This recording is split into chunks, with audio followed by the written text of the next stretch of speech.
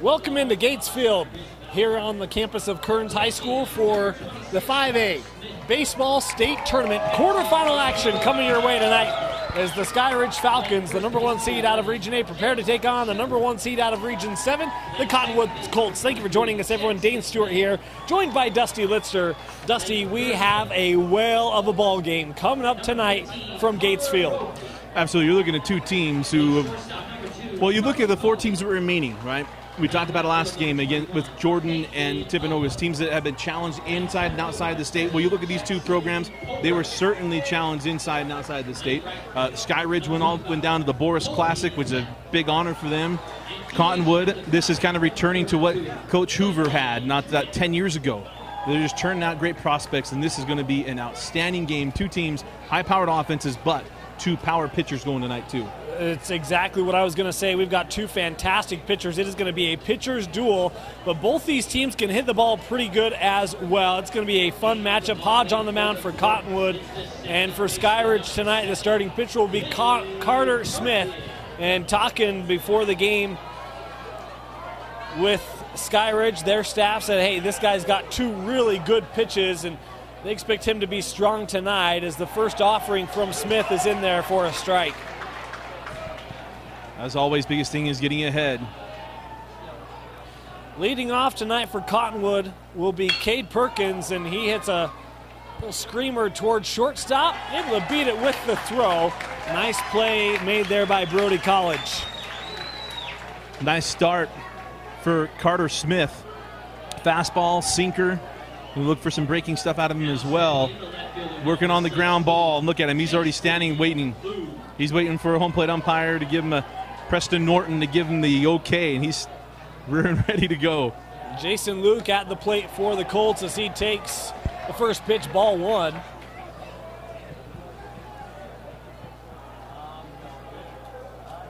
Should mention, not a lot of room left in this place. Gatesfield is packed. We even got some people sitting in the foul territory, Dusty, and you know the game before this, Jordan Timpanogos went long, and we had people standing in the aisles just waiting for this one to start. And to your point, we've got a great crowd on hand tonight for what should be a great baseball game. As first strike of the at-bat thrown by Smith, the count now 2-1. We always thought about trying to get ahead and get even. And here, mentioned 2-1. Not too worried about it. You want to even them up. Don't want to start with a walk here. Pitch high. Ball three. Nice patience here at the plate for Luke.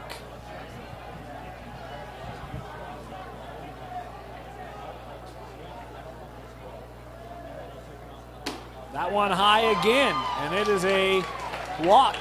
Second batter of the inning. We'll trot down to first base as Ross Dunn will step up to the plate for Cottonwood. Ross Dunn, the first baseman. And you think about 10 years ago, 2005 was the first time the Cottonwood made it to a state championship game. Then they won the state championships in 6, 7, and 8. You had Tanner Robles that went undefeated for 4 years, pitching through Cottonwood and some down years. Now Coach Crawford has got this program back on the rise.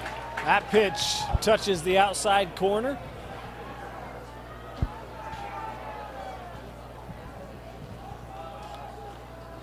Of course, it doesn't hurt when you have Mr. April, Chris Shelton, hanging out in your dugout as well. Certainly would be a good brain to pick when it comes to the sport, huh? Several-year major leaguer, and as Dusty pointed out, had a real fantastic spring a number of years ago. What, 8 home runs? It was 8 home runs, yeah, with the Detroit Tigers. Nice to have a former pro back on the scene as that one. Boy, I'm not quite sure where that one missed, but it's in for a ball. Well, breaking ball, I might say up a little bit, but I mean, the letters are high on these jerseys. So. Yeah. 1-2 the count on Dunn as he lifts one into center. Going back, and that one not caught. Trying to make a jumping catch. They'll hold the runners at second and third, but it's a big hit for Ross Dunn with one out. There are guys from Jordan and Timpanogos who are asking, how in the world did that ball carry? We saw plenty of those in the last game that just died in the wind. Enough power off the bat of Ross Dunn carrying that ball all the way to the wall. And a stand-up double as Kohler could not haul it in. Dustin, to your point, I didn't think that ball had the distance when it first left the bat, and then it felt like it kept going and going and going, and certainly not what we saw in that earlier game, but an impressive hit by Dunn, and that'll bring up the center fielder, Dalton Hodge, for Cottonwood. And on top of it, the wind's blowing from left to right, so right. You're hitting into a crosswind, and so really, really impressive power from Dunn, and now a two-run opportunity here for Cottonwood. 2 men in scoring position here with one out. Dalton Hodge has had a fantastic year for the Colts up at the plate. His first pitch outside, 1-0. This is where Coach Roberts probably come to the top of the step and say, hey, just settle down. You see Smith's overthrowing a little bit. He's throwing a little frustrated. You got to zero in. Had the walk on the second batter, and that one certainly lifted deep. And an important time here to maintain your composure is another ball that's outside. And you love the patience, and this is the same approach we saw from Jordan. Did good things for them, Dusty, taking pitchers deep into the count, made it them really work. And to your point, Dalton Hodge doing the same thing here. Watches that one curl in for a strike. Nice movement on that pitch from Smith. And that's going to be key. And the reason why he needs to get ahead is to not throw so many of those pitches so the breaking ball stays sharp. You're not getting tired. And right now, get this back to a 2-2 count. Nothing else. Work this ball low, see if you get yourself a ground ball. Hodge made contact, but not much as he tips it foul. Evens up the count here, 2-2. 2-2, base open. I mean, you still have a breaking ball opportunity here if you're Smith. You're not having to come with a fastball. Got to work that confident. You got 7 innings behind you. Yeah, one of the better batters for Cottonwood at the plate right now. You don't want to go down 2-3 runs in the first inning as he swings through, and Smith got him. Love it. You got a pitch to mess with. You throw the breaking ball or no, you elevate the fastball. He can't get to it. Eyes get big on a high fastball. And the second out of the inning. Fantastic pitch from Carter Smith to strike out Hodge. That'll bring up Daniel Gonzalez, the third baseman here for Cottonwood, and a chance for Smith to get out of the inning. Swung through, strike one.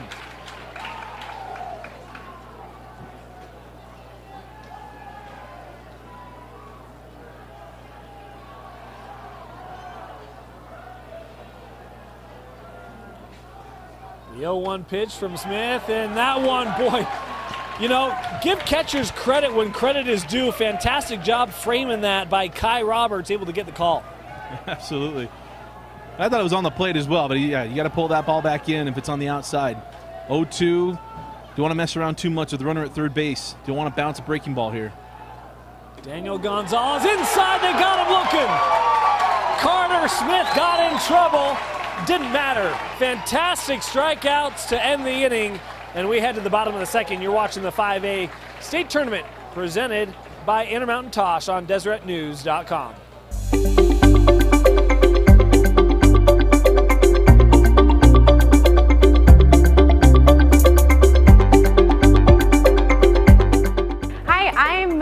Evans, and I am an exercise specialist here at Tosh. I do a lot of our soccer program stuff, and today what we're going to break down is our kicking mechanics. So with our plant foot, that is the foot that we're stepping down on the ground with, And where we want to be mechanically is our bottom shoelace of our cleat wants to be on the midline, cutting that ball in half.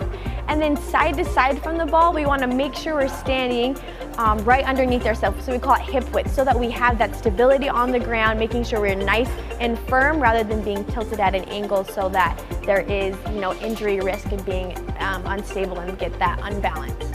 So for striking the ball, we want to make sure our ankle is locked down. We want to hit the inside of our laces. It's that inside part of our laces, and we want to make sure we hit just below the midline of the ball. I call it the mustache. If you kind of look at the face on the ball, that's where you want to hit the ball. All right, that's a wrap with our kicking mechanics. Again, I'm Mackenzie Evans. I'm here at Tosh. I'm an exercise specialist. If you have any more questions and you want more in depth with your kicking mechanics, or if you have any injuries, we can help you right here. To make an appointment for a free injury assessment at Tosh, call 801-314-4040.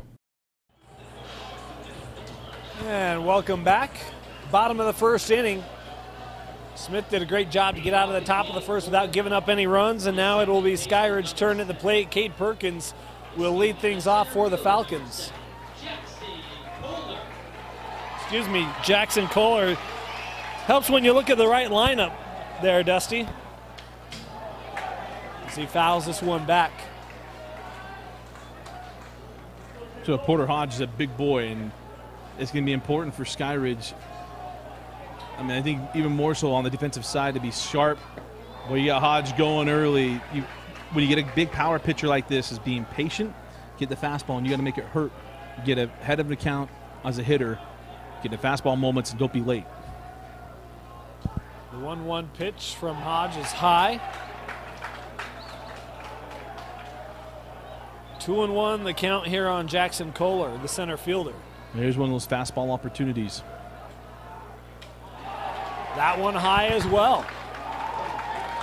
Mentioned it before, and I always bring it up with coaches to see if they feel the same thing. This is a taller mound than most guys are used to. They've shortened it, believe it or not. But with these tall pitchers, sometimes it takes a minute, but it becomes an advantage later on if they get their mechanics down. This one popped up high by Kohler.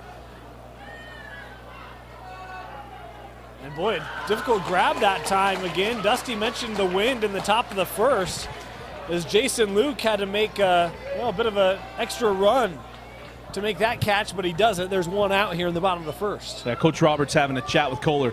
3-1, and he's throwing the balls to the screen. You cannot bail him out swinging at a low fastball. You got to make him get to 2 strikes there. Nothing else, it sets up the guys behind you. Brody College up to the plate. College has had a good year, including a walk-off against Timpanogos, and he sends one here into right on the first pitch. You mentioned it, Brody College had that walk-off grand slam that essentially gave Skyridge the region championship. And that's what a leader does right there. Impressive to come out swinging, Dusty, especially when you mentioned Hodge was a little high in the zone on his first at bat in College. Not going to wait around for a pitch. You get one you like and just get the head of the bat on it. So the plate here is up, and College going to take off and take second. Well, right now, Hodge is obviously wild. And the biggest thing is you got to be patient. Don't bail him out swinging at bad pitches. And the other thing you get to do with these big power pitchers, if you have guys like College gets up, gets a hit, it starts frustrating these power guys when guys start getting little peppered hits. So you got to keep the pressure on. Now a runner on second here with one out. 1-0 for Upham as a low pitch here in from Hodge, and it's 2-0. 2-0, normally you hear me say at least get 1 strike on you, but you know this is going to be a piped fastball. Now it's going to be going really, really hard. Right. You know, one of the things sometimes, and I don't know about pitchers, I was never a pitcher in baseball, but you get so much velocity behind it, it's still important to control it, especially here on a 2-0 pitch.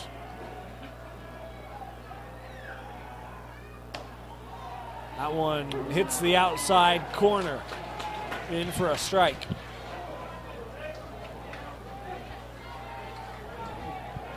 Sometimes you get a gift from an umpire, and that one there was borderline. We got the call.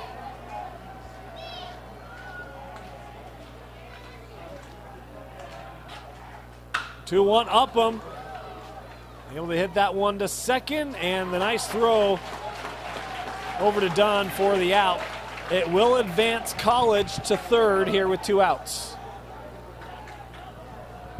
Upham with the 2-0 count. That's where you get frustrated when you thought that was a ball. Might have been ball 3. Either way, takes a 2-1 and nearly bounced over the top of the second baseman. But now for Skyridge, you don't want to squander the opportunity. You got College in scoring position, and you want to make sure you bring him in. Designated hitter Clayton Driggs up at the plate for Skyridge as that pitch is outside for a ball. Clayton Driggs has dealt with some injuries over his time, but he handles a good stick. Another one that's sent to second. Perkins with the play to first, and Cottonwood's out of the inning. An early base runner, but a nice response from Hodge. We head to the top of the second. No score here in the boys' 5A quarterfinal.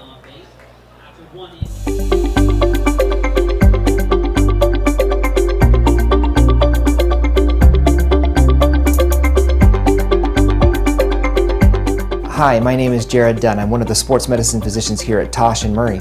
Today I want to talk to you a little bit about something called the MCL or MCL injuries. Pretty common injury in athletics, specifically among athletes who change direction, soccer players, football players. The MCL is a thick ligament on the inside part of the knee connecting the femur down to the tibia.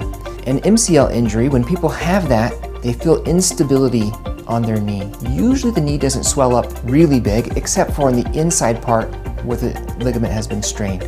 It's the type of injury that most of the time doesn't require having surgery. Usually we brace it up and people will heal themselves over time. If you feel like you've hurt your MCL or maybe another ligament, feel free to call us at Tosh. We'd be happy to figure out whether this is something that we can just take care of conservatively or maybe you've done something more. To make an appointment for a free injury assessment at Tosh, call 801-314-4040. Welcome back here, top of the second. Porter Hodge, the pitcher, will lead off the inning for Cottonwood. This one hopped foul off of Hodge's bat. You see that Carter Smith, man, this kid pitches with some intensity. And you got a pitch-around pitcher, and it's always a fun matchup, especially when he can handle a stick, and I'm certain that Porter Hodge is one of those. Hodge, this one barely gets out of the circle, and a nice throw from Smith to first to get him out, 1 out. Yeah, he was well ahead of him a couple times and caught the plate there. Nice job by Smith making a strong throw. Now stepping in the shortstop, number 17, Hunter Cornea.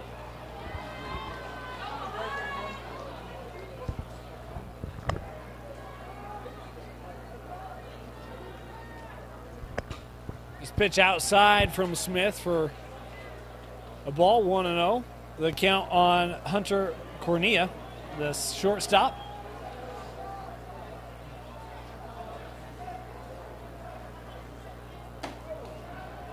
Ball 2 for Cornea. I hear Coach Roberts right now tell him, keep it together. When you get amped up like that, your mechanics get thrown off, your timing's off, you're going to leave the ball up, which means the ball's going to get placed in the parking lot. This one inside, but on the inside corner for the first strike of the at-bat.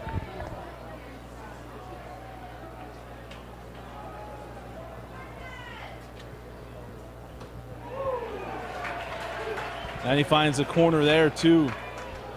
Carter Smith, you can see how competitive he is.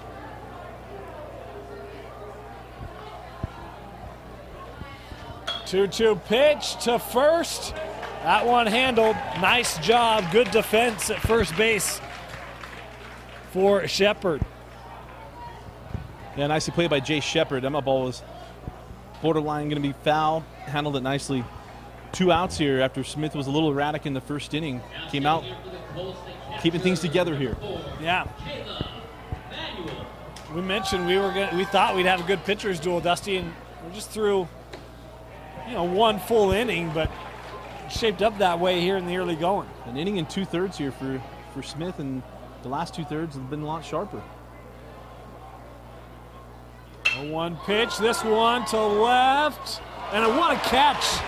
Great catch made in left field, that by Nathan Upham, and that'll end the side for Cottonwood. No scores, we head to the bottom of the second.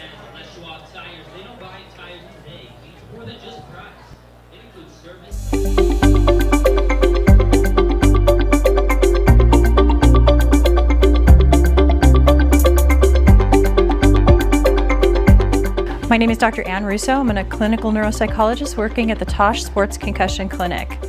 I just wanted to remind everybody that a concussion is a real traumatic brain injury with real, potentially long-term consequences, and therefore needs to be taken seriously. If you think that you have symptoms of a concussion, which may include things like a headache, changes in memory functioning, changes in personality, disruptions in sleep, please make sure that you get proper attention and care.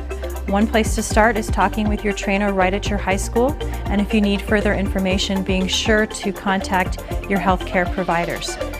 One of the challenges of dealing with a concussion is people understanding that it can be an invisible injury. We don't see it, and so even though your teammate may look to you like they're fine, that doesn't mean that they're actually recovered from their concussion. At times, teammates may also be the best resource for somebody who's struggling because they may see the differences and can point them out to you if you're not willing to own them yourself. Please feel free to contact us here at Tosh at the Multidisciplinary Clinic Sports Concussion Clinic. We're available to answer your questions or provide care as needed. To make an appointment for a free injury assessment at Tosh, call 801-314-4040. Welcome back to the 5A state tournament. Deseret News Rewind presented by Intermountain Tosh. Going to bring this tournament to you. Excited to bring you quarterfinal action between Cottonwood and Skyridge. No scores. We head to the bottom of the second. And for Skyridge to lead things off here, it is Jackson Peck as he fouls away the first pitch. Hodge was erratic in the first inning. See if he can settle in. Much like Smith wasn't nearly as erratic. I mean, Hodge is putting balls back to the screen. See if he can settle in here. How about that stance by the catcher doing some splits there? That's how you know, Dusty, that talented behind the plate. You know what it is too. It's also a coaching staff says, hey, you got to put the target lower. Obviously, he's having a hard time getting down on this mound because he's going to hit higher in the mound than he's normally used to. So get down a little bit lower, make the target lower, and it just tends to even things out. 0-2 the count here on Peck.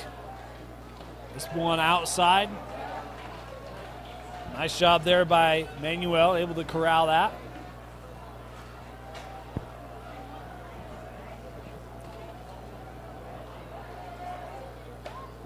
Called strike three.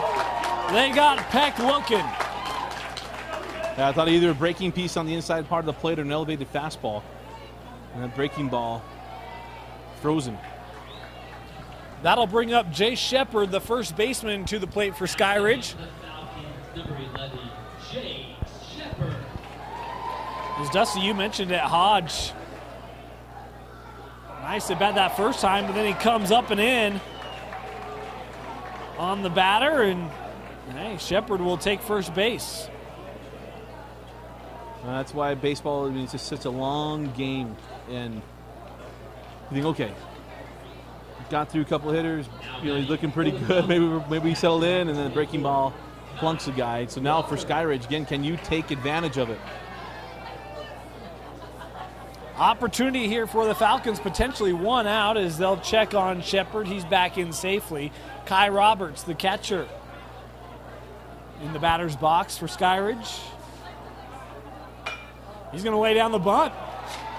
Nice job coming up, charging, but that throw is wide of the base. Sheppard to third, Roberts to second on the bad throw from Gonzalez, and with one out, men on second and third here for the Falcons. Love the idea there from Coach Roberts. He knows his own son and says, hey, I need you to handle the bat here, get something down. The errant throw. Now 2 runners in scoring position, and Carter Smith with a chance to help himself out. One out here, Dusty, in a very similar situation to what existed in the top of the first. Men on second and third with work to do for the Skyridge pitcher. Now it's Hodge for Cottonwood that has some work to do here in the bottom of the second. And up at the plate will be Carter Smith, the pitcher.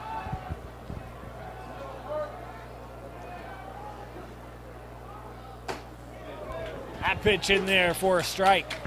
Yeah, you see when it's all together, Hodge is as good as anyone, He's huh? got a lot of power.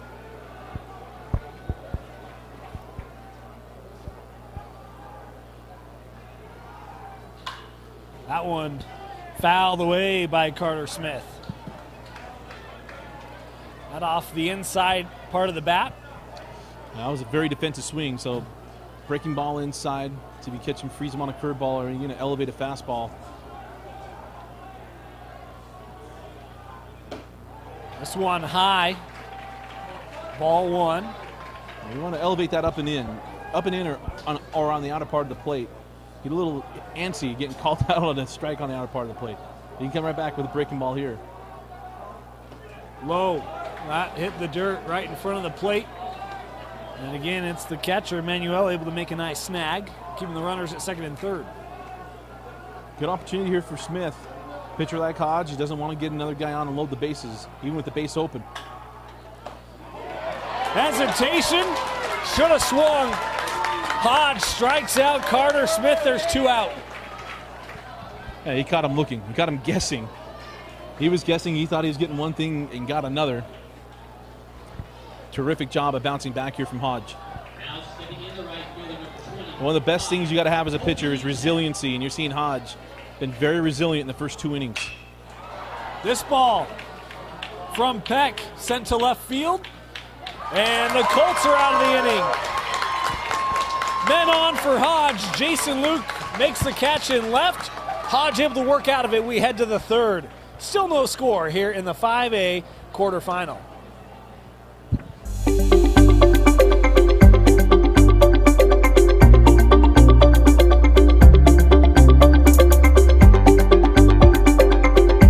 My name is Roy Trawick. I'm an orthopedic surgeon at the Orthopedic Specialty Hospital.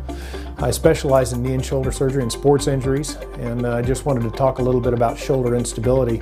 Certainly this time of year, as we enter the fall of the year and we have people playing football, we have people wrestling later, we're going to see a few young athletes who are going to dislocate their shoulders.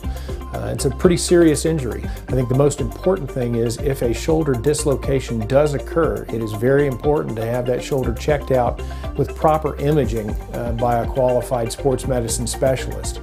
That way you can look at the actual anatomic injury and have a serious discussion about the risks and benefits of both non-surgical and surgical care. A surgical intervention can oftentimes be arthroscopic. Sometimes that surgical intervention needs to be through an open surgery. If you have any questions at all about shoulder instability or any other sports injuries to the shoulder or knee, I would invite you to contact the Orthopedic Specialty Hospital. We have specialists who can cover just about any sports injury you might have, and we can get you into our system so that you can get a proper evaluation and have your questions answered. To make an appointment for a free injury assessment at Tosh, call 801-314-4040. Welcome back to Deseret News Rewind's coverage of the boys 5A state baseball tournament. Coming to you live from Gatesfield at Kearns High School. Our last game of the day, quarterfinal, Skyridge versus Cottonwood. The winner will play the Jordan Beat Diggers in the semifinal. The loser down to the one-loss bracket will they'll face off against Wasatch. Dusty, we could have region versus region going on in both of those games. Yeah, I mean, you look at it wouldn't be bad either. No, I think not either at all. matchups would be good because either matchup is actually a rematch of games played early in the season. Skyridge played Jordan the very first game of the year, lost 6-4, missed some opportunities. Talking to Coach Roberts, and you look at Cottonwood, you know, they took 2 or 3. Well, you know, the interesting game, how about Wasatch, the number 4 seed out of Region 8? Dusty had a nice win today over Viewmont. We saw the end of that. Playing some good baseball right now as the first pitch from Smith is into Dylan Reiser. A strike, 0-1. Reiser, the right fielder, makes an offering, but timing all sorts of off on that one. You could tell in that first inning if Smith is going to find his zone. I mean, that breaking ball is pretty filthy. That's a good pitch for him. 0-2. Reiser looking. Oh! Yeah, P. Norton might have missed that one, but he's closer than we are, and that was a good-looking pitch. Could have won to Burn on 0-2. Nice hit up the middle. Shortstop comes over, makes the throw. Good play there on Skyridge by Brody College. Able to make the play, the throw, and the out. One away. And it's got to be nice to have a shortstop like Brody College playing behind you and know if that ball's on the ground and left middle left inside side of the field, you know he's going to get there and make the out. Perkins at the plate. He goes to the exact same spot. College makes a nice stab, but the throw is off. And wisely, Perkins will not try to take second. How about the play in the field? I'm sorry, I just did the color guy thing. I apologize. I do it all the time. What a play by College, though. He puts that throw on, we would have to make a top 5 plays. Even if it's just that 5 That's what times, I'm saying. huh? The number 5. All right, so 1 man on, 1 out here. Jason Luke at the plate for Cottonwood.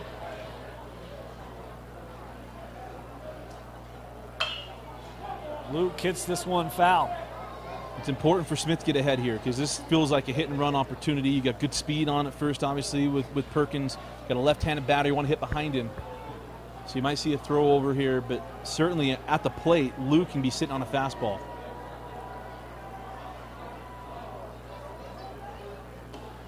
That one swung through by Luke. Nice pitch from Smith. And, you know, that's the thing, Dusty. Both these pitchers, tell you what, they get in situations, they're coming right at these batters. Very confident individuals from the mound. And you throw hard stuff, and for Smith, you throw hard stuff with good breaking stuff. They feel invincible at times. That pitch low. Good job by Roberts. Able to keep that ball controlled.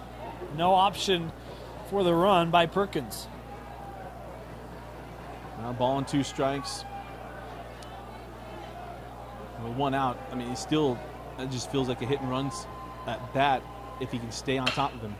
This ball into the air. College, well, he started to call everyone off, and then he got called off by Nate Upham, who comes and makes the grab. Dusty, what would it be like to have this side, the left side of the field, just nullified? You've got Brody College at short, you've got Upham behind him.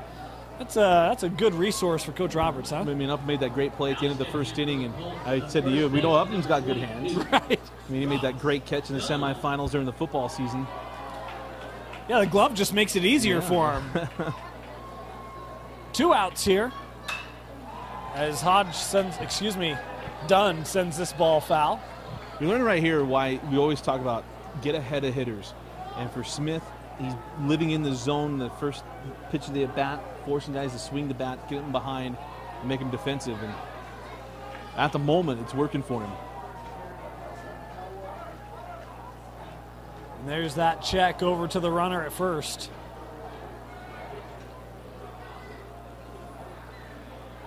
Very educated fans. A lot of times you come to a baseball game and the pitcher doesn't throw to first, they start yelling for a balk. Didn't even hear one of those.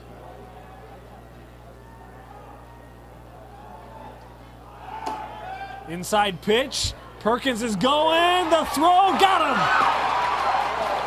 That'll end the inning. A great throw by Roberts as Perkins caught being greedy. We head to the bottom of the 3rd. No score here between Cottonwood and Skyridge. You're watching the 5A State Baseball Tournament on DeseretNews.com.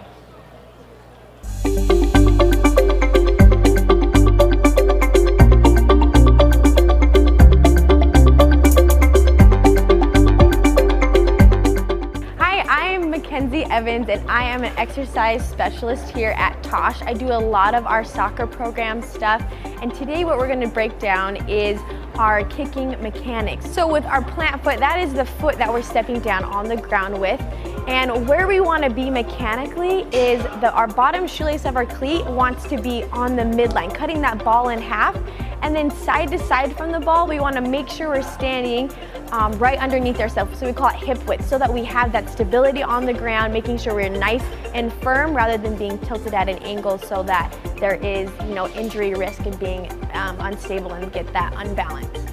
So for striking the ball, we want to make sure our ankle is locked down. We want to hit the inside of our laces. It's that inside part of our laces, and we want to make sure we hit just below the midline of the ball. I call it the mustache. If you kind of look at the face on the ball, that's where you want to hit the ball. All right, that's a wrap with our kicking mechanics. Again, I'm Mackenzie Evans. I'm here at Tosh. I'm an exercise specialist. If you have any more questions and you want more in depth with your kicking mechanics, or to the bottom of the 3rd inning, and to lead off for Skyridge will be their leadoff, Jackson Kohler, the center fielder. Pitch low. Ball one in the dirt. Kohler flew out to left field his first time up, and one of the big things too is we're still seeing from Hodge. See if he settles in here. Just continue to be patient. This ball sent high in the air, drifting foul and I was going to say incomplete. It was not complete. It was not caught. It's always football season, Dusty. Always. And it's not football season. We're just waiting for football That's season. right. We're what, 3 months away? Can't come soon enough after we get done with baseball. But I tell you, that's one of those hard parts. You get that cement wall running down the third baseline, and when you got all three of those guys coming in on it, one, you've got the mound because you have the bullpen up the line. Yep. And you're just hoping that they communicate.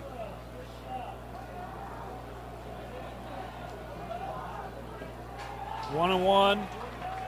In there for a ball. 2-1 now the count on Kohler. 2-1, still struggling with the command. This pitch high. Talk of that command, Dusty. Low, then high, and 3-1 count here for Kohler. It's the equivalent of the double crosser from a golfer off the tee. It's one thing to miss left. If you're missing left and right, there's not much you can do to say, just settle down and find your spot. Yeah. Well, and it was one of those where when Kohler popped up that foul, Coach Roberts yelled something out. I couldn't hear it. He said get to. Okay. I didn't know if he was telling him to be more patient at the plate because he comes back, doesn't take another swing, and earns first on the walk. So now we get a chance to see what Coach Roberts is going to do. Runner on first base and no outs. And College at the plate here for Skyridge. Inside. Brody College single to the right side, and you got a guy that can handle it. I mean, that's a prime hit and run opportunity or a hit and run batter, especially 1-0. He gets a 2-0. You certainly see it come on from Coach Roberts. College, boy, he slapped that one to left, but it went foul.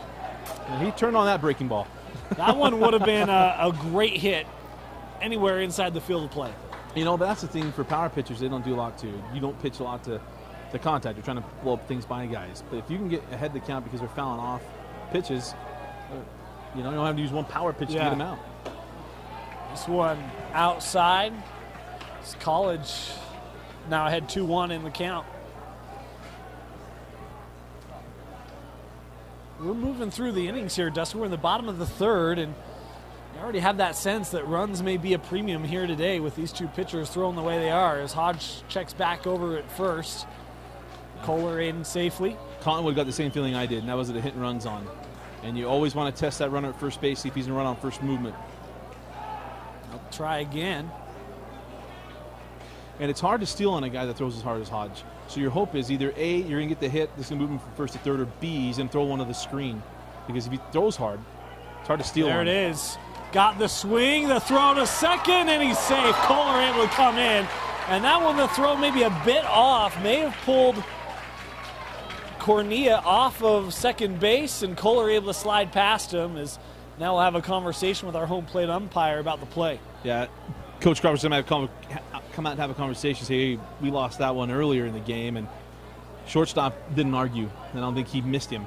And that's, again, they came to the inside part of the bag, and Perkins got him. Hit and run opportunity spoiled. They need to update the count 2-2. But, yeah, they had the hit and run on. So the guess was right, got the right pitch, a fastball, and just did not get the ball down there in time. You know, Dusty, we were talking a little bit between innings about these two pitchers that we're seeing today, and Hodge, and you had mentioned how hard it is to deal with his stuff when it's in the zone. And hit and run, Brody College, he's shown this year he is a very qualified hitter for Skyridge. Couldn't catch up to that one. Not high. He has to swing because it's a hit and run. You have to cover your. Was that high? Yes. Okay. Oh, yeah, it was high. It was letter high. Well, I he's see not the gonna catch runner. that. I'm Yeah. watching. Anyway. No, you're good. All right. It was a high fastball, and he's not going to catch up to that one. So throw it again, actually. 2-2, I'd come right back to it. And they did. A-Rod ain't got nothing on you, Dusty. He knows the Yankees think he knows a lot more than I do. And they're probably right. Base open, you don't want to mess with College too much here. No outs for Skyridge and a man in scoring position. And he fouled that one back and maybe hit our umpire. Yeah, it did. It got Preston, got him low. Then you take a second and let him He's the father of a little boy, and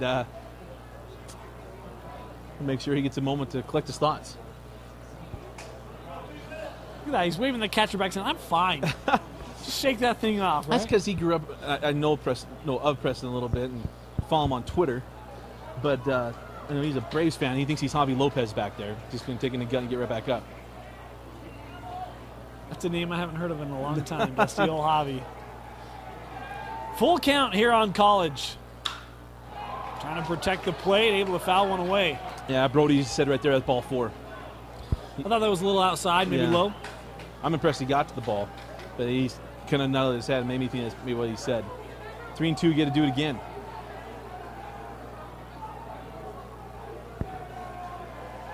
Pick off to second, and I thought he was in. Cottonwood thought they had him, but I thought it was a great retreat by Kohler, able to get in time. Hey, anytime you get that deer in the headlights look just for that millisecond, you think you got him. Yeah. That was a really good throw, and he just barely beat it back. And, hey, a fantastic job at short by Cornea. Just able to slide sneakily behind Kohler. Full count. Got him swinging. What a pitch by Hodge as he retires College, one away. The College swung at 3 balls. The one he was forced to on the hit and run, and the last 2 he did on his own volition.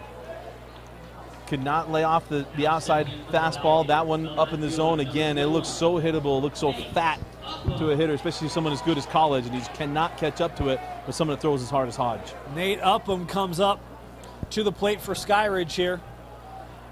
Both teams have had runners in scoring position. Neither have been able to capitalize. Upham trying to do so as this one chopped foul. That will be out of play. 1 strike now on Upham. Upham grounded out to second. Back in the first inning, but here, again, 1 out. Coach Roberts will be spinning in bed tonight. Win, lose, or draw. Thinking of opportunities that Skyridge had in the early part of this game if they don't cash in any of them. Had no outs. Man in scoring position here in the bottom of the third. Still a lot of pitches to work with, but that one in there for a strike. Just because he misses the spot doesn't mean it's not a strike. You're sitting out on the other half. You're sitting up on the outer half part of the plate. He throws a breaking ball right down the heart of it. Just because it isn't where the catcher is doesn't mean it's not a strike. 0-2 to Nate Upham. This one chopped over the third baseman's head. Kohler around third. He'll score. And the lead 1-0. And if it's not for Upham losing his feet right in front of first base, he's probably on second. Nate Upham going to take advantage of this hard infield here at Gates Field. He chopped that one. Probably on any other fields, it's a candy hop right to the third baseman. This field plays hard, it plays fast, and that's an RBI single. And you mentioned Upham got a cut on the outside foot there, Nate. He hit the grass and down he went. And now Clayton Driggs will step up to the plate. With Upham on first, Driggs watches ball 1 come by him high. A big thing for Hodge now is he's falling behind. This pitch outside. 2-0 the count. So Caleb Manuel, his arms, his wrist has got to be sore after catching Hodge. You're taking a lot of pitches away from your body. Yeah. And they're throwing hard. Check over to first. Upham able to get back. It's one of those things, Dusty. I mean, it's 1 run. No need to, psych yourself out. Lose your psyche in this ballgame. This one chopped in the infield, and it's going to be an infield single. Fantastic job by Driggs running that one out, and almost perfect placement on an infield single for Skyridge. Yeah, they give him an error. So, actually, pardon me, and we'll see.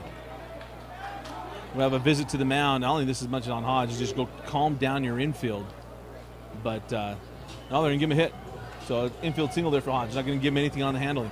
See, and I think that's a good call. I wouldn't have given an error on the play just because I think it's almost an impossible situation for anyone. You've got your shortstop playing back. Your pitcher's obviously, that was a well-placed hit and very deserving of a hit for Driggs. Because that it's not a routine play. Right. However, he had the chance for an out. That's why I waited to see what That's fair. Fair.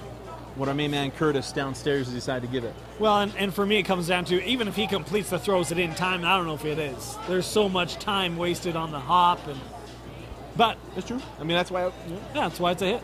But it's also what frustrates a guy like Hodge. Is what frustrates coach come out and have a chat because, hey, let's keep this thing together. Yeah. The saying we always had is put a 10 on the circus and get it corralled and let's get it figured out. 2 men on here, 1 out. Of course, Cottonwood just a double play ball away from being out of the inning. Curious what the change is. Oh, they're already going to speed up. Yeah. They're already going to speed up Driggs because remember this, and this is why this is kind of interesting, is that you can re-enter as Scotty Brown's going to come on to speed up Driggs. He can re-enter, but he can only re-enter once. And right now, in a 1-0 ball game, you're getting late in this game 3-2, you can be down 4-3, and now you've wasted that opportunity. Either that or you're going to take a good bat out of your order. And maybe it speaks to Coach Roberts and his thoughts around how many opportunities are you really going to get in this game. You're going to be crashing third base here playing on a bunt. This pitch outside as Peck watches that. And right now, Dusty, they're making Hodge throw strikes. They're not giving him a lot of swings. That patience coming to play here more at the plate for Skyridge. Well, absolutely. They're making him throw a lot of pitches. And again, just so interested to see what Coach Roberts does here. And Hodge responds with a big-time pitch. Nice pitch there by Hodge. Runners in first and second, you have the feeling maybe you lay down the bunt, see if you can get. You're going to move them to second and third. You're also going to sacrifice the out, and also the fact that you just pinch run your designated hitter. Check back to second. Able to retreat. Nice job by Upham. He was all over that. Had help. The whole bench cheering at him to get back. Now they're thinking steal and bunt on it. 1-1 pitch to Jackson Peck. Runner's going. And Peck fouls this one away. High-level stuff right there. You're going to go hit and run the runners on first and second. And, Peck obviously can handle the bat to the right side, especially with the power of Hodge. Now you took that out of your hands there. Maybe most importantly, foul ball's a strike. It's 1-2 now on Peck. I'm talking about it's going to take all the motion out of this pitch right here and allows Hodge now he can throw a breaking ball. Peck fouls it away again. Nice piece of defensive hitting there by Jackson. Well, he's expecting fastball, gets a breaking ball, and just able to get the bat on that thing. Well, it's one of those, hey, just get a piece of it anyway and get another opportunity to see a pitch you like. Well, the good thing is he's going to be he's looking to hit the ball the right side. That's why you call it hit and run. But is his bat fast enough? So I'd elevate a fastball. There he is. Foul again. See, and that's where you leave it over to the heart of the plate and he can get to it. If you bring that to the inside part, it's just, I mean, I don't know what kind of math thing it is, but you can't get to it. Well, it'd be a similar pitch to the pitch that retired Brody College. Yeah, exactly. Breaking ball away, maybe. First, the runner at first was going, but Upham wasn't. And maybe lucky that ball got fouled away because almost had a bad situation on the base path for Skyridge. Well, here's the danger. When you're putting guys in motion like that, and Coach Roberts has forgotten more baseball than I know, a line drive can end the inning. You're running and you got one out, they catch an atom ball, and you have no way to get back to the bag. This ball hit. Nice play by Gonzalez, and they didn't get him. Not in time. The runners are safe. The bases are full. I get the idea by Gonzalez there. He's being pulled toward first base, and he thinks about going the short way, but he goes underhand, and obviously to make it a little more accurate. But in so doing, now we got bases chucked full of Falcons and one away.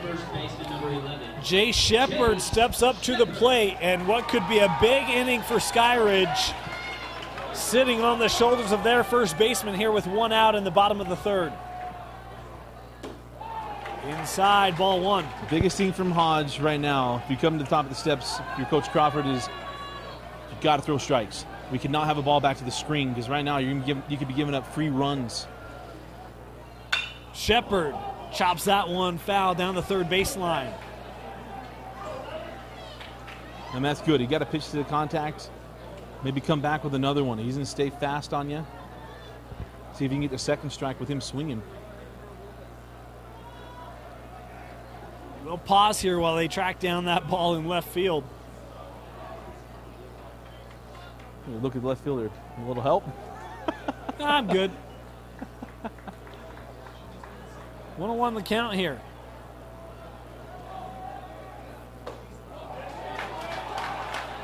That one, ball two on Sheppard.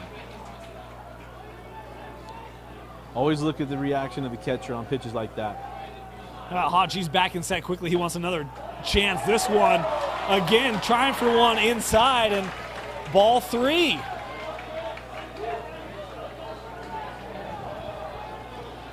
I imagine it takes on. Nope. Sheppard to left center. Ball caught. Upham tagging. He'll come home. The lead is 2 for Skyridge.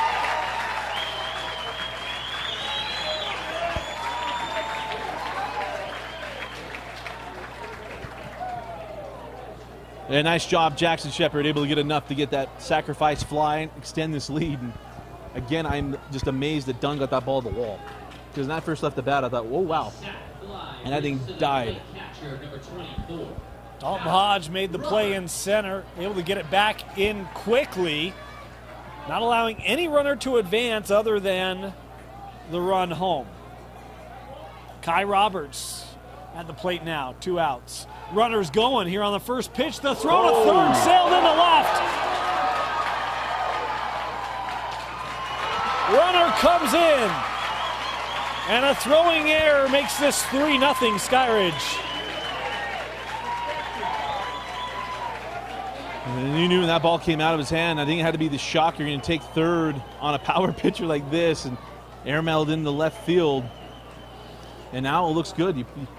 Now Coach Roberts, well, okay, that was a good substitution. I brought Driggs, I brought in some speed, and we were able to score on it. Does maybe the moment catch up with you there? I mean, first pitch, runners moving, thinking an opportunity to get out, and just, I mean, that energy, that excitement, the ball gets away from you? Well, no, that it's just kind of a little bit of the shock because you still got the right pitch you wanted. It was a great break off of the, from second base, and he hit the fastball. And I think for him, it's just a little bit of that shock, and then you got to throw it down there. Big play as this ball fouled away by Roberts. Now down in the count 0-2. And remember, Coach Roberts was a longtime assistant coach for Vance Law at BYU. Been there for a really, really long time. He knows a lot of baseball. This one in the dirt. Oh, boy. Tell you what, I mean, Peck was halfway home and wisely retrieves. That ball didn't leave very far at all from Manuel's grasp. But Coach Roberts told us, hey, we're going to do some high-level stuff. If it works, hopefully. He's like, we expect it to work. It's worked here in the early going, Dusty. It's been a fantastic inning for Skyridge. There's so much of baseball because of Billy Bean, and everybody tried to do all kinds of not stealing bags, not putting guys in motion. Sometimes station-to-station baseball lulls guys to sleep, and when they see this motion kind of baseball, it throws them off. This ball in the air, foul, unplayable, but not by much. Because there's a difference in always trying to steal guys at first, trying to just take second base, but putting guys in motion to hit and run. And you saw earlier, Kai comes up to the plate. He had a double steal on with the bunt on it. You just don't see a lot of that now in any level of baseball. Boy, they were nearly trying to steal home. This ball hit just short, and the play made it first. Impressive throw made there by Cornea, but a great inning for Skyridge. They score 3 as we head to the top of the 4th.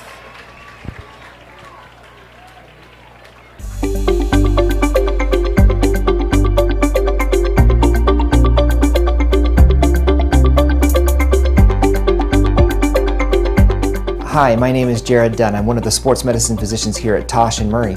Today I want to talk to you a little bit about something called the MCL or Mcl Injuries. Pretty common injury in athletics, specifically among athletes who change direction, soccer players, football players. The MCL is a thick ligament on the inside part of the knee connecting the femur down to the tibia. An MCL injury, when people have that, they feel instability on their knee. Usually the knee doesn't swell up really big, except for on the inside part where the ligament has been strained. It's the type of injury that most of the time doesn't require having surgery. Usually we brace it up and people will heal themselves over time. If you feel like you've hurt your MCL or maybe another ligament, feel free to call us at Tosh. We'd be happy to figure out whether this is something that we can just take care of conservatively or maybe you've done something more. To make an appointment for a free injury assessment at Tosh, call 801-314-4040.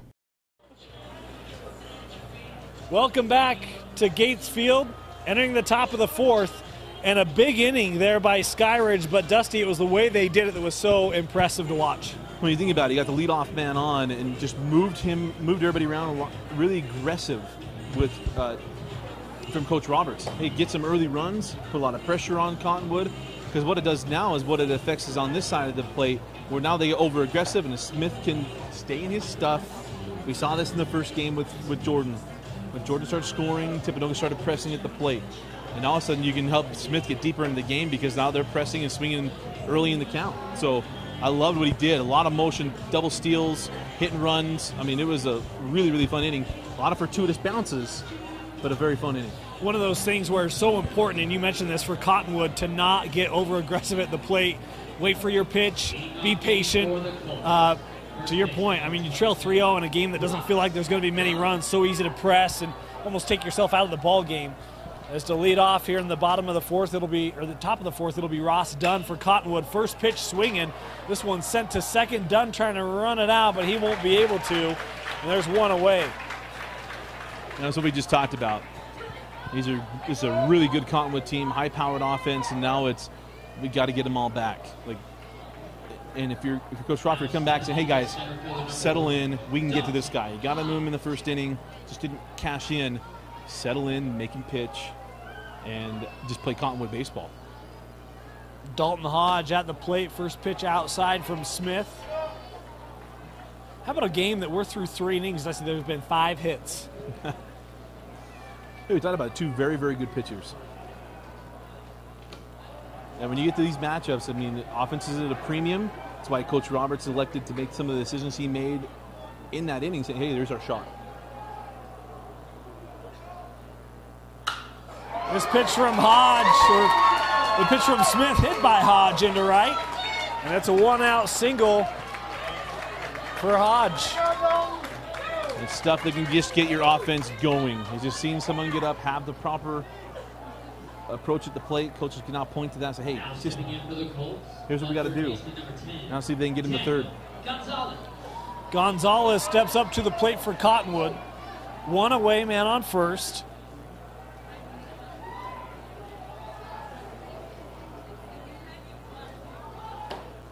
Looked to show the bunt, then pulled it back. Took strike 1. And what could have been bunted. I mean, he kind of building that thing early.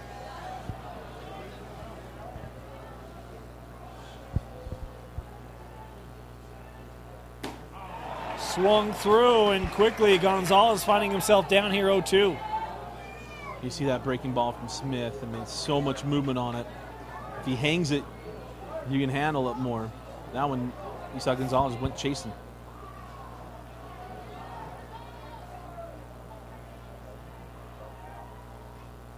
And does it again.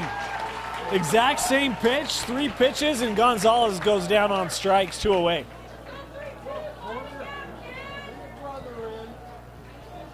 I mean, that's what you want if you're Coach Roberts and if you're the coaching staff for Cottonwood, is just having a chat like, hey, we got to be more patient at the plate.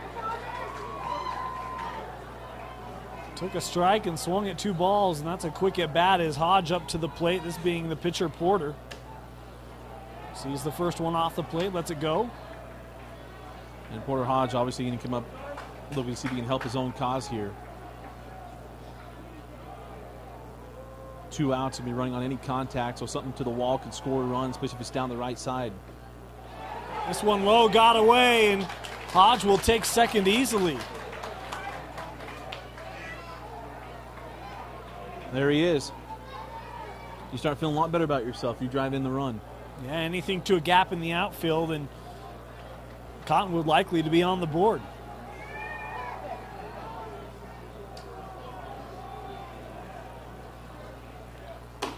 Hodge takes strike one.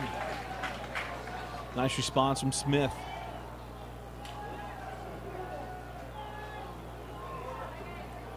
Two and one, he can come back with that breaking ball again. Keep him off balance.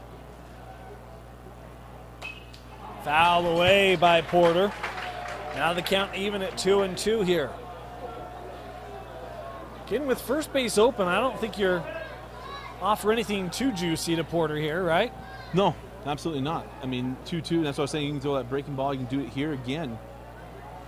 It's been a good pitch for him here in the inning. Little movement on that pitch. Porter able to catch up to it, foul it away. Nice defensive swing there from Porter. Come right back, maybe elevate the fastball up and in, get the big fella swinging. And Porter can stay patient, work this into a full count. Got him. Breaking ball away. Porter Hodge strikes out. Smith strikes out the side. 3-0 we head to the bottom of the fourth. The Falcons leading the Cottonwood Colts. You're watching the 5A baseball tournament on DeseretNews.com.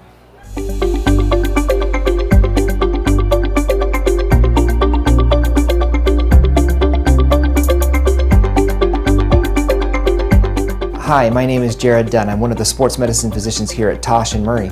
Today I want to talk to you a little bit about something called the MCL or Mcl Injuries. Pretty common injury in athletics, specifically among athletes who change direction, soccer players, football players. The MCL is a thick ligament on the inside part of the knee connecting the femur down to the tibia. An MCL injury, when people have that, they feel instability on their knee. Usually the knee doesn't swell up really big, except for on the inside part where the ligament has been strained. It's the type of injury that most of the time doesn't require having surgery.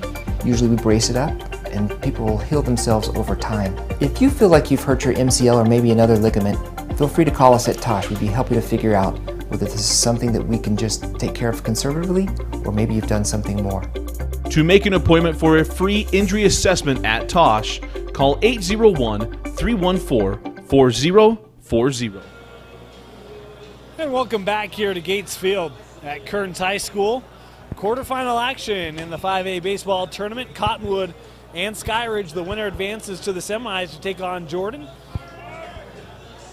What'll be a fantastic semi regardless of which team goes. It'll really be an opportunity for both staffs to try to slow down some impressive bats, but today it's been Skyridge that nice third inning gives them a 3-0 lead as Smith, the pitcher, steps up to the plate for Skyridge to start off the bottom of the fourth. This pitch inside, ball one.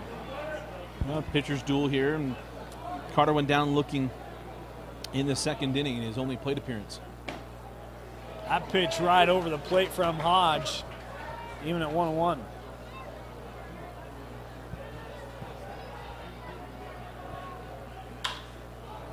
Smith able to foul this one over the stands.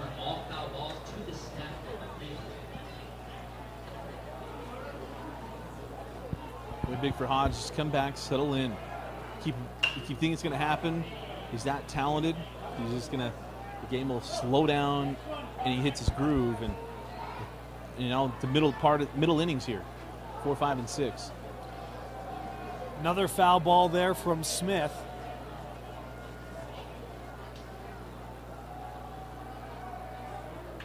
One-two pitch, off speed, and Smith able to track that the whole way. Let's go by for a ball. Yeah, nothing wrong with that one. You got one to mess with. Still have another one, to be honest with you. Comes at him high, and the count now full. Right here is just make him swing it.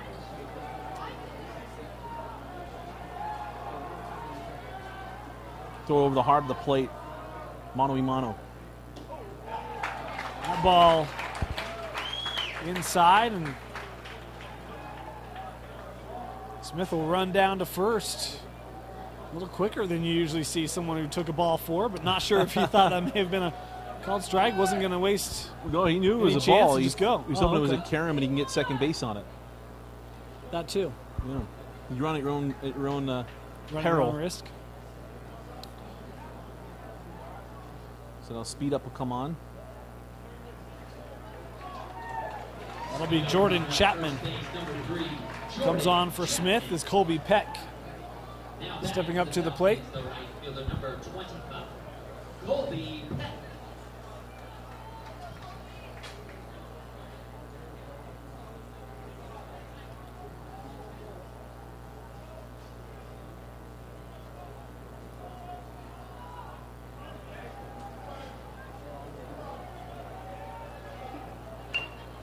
Bunt here, that one fouled out of play.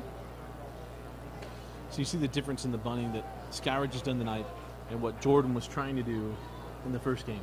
Here, just get the ball down and make things work. But Jordan was trying to directionally bunt the baseball, and none of which really worked for them in that game. So you've seen just the different uses of the bunting, trying to get guys moving. Runner going, the throw to second, and they got Chapman.